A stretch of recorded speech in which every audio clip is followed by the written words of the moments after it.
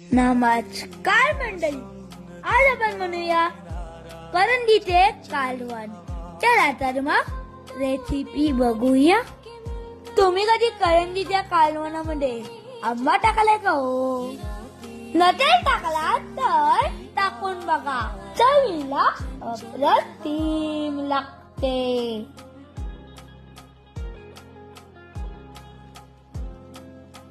तयार करायची करंदी म्हणजे बेबी प्रॉन्स.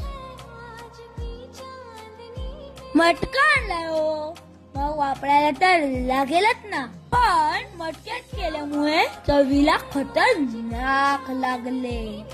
गरम गरम वापरच्या भाताबरोबर करंदीचे कालवण आणि सोबत फ्रीज करायचा तुकडा म्हणजे सुखो.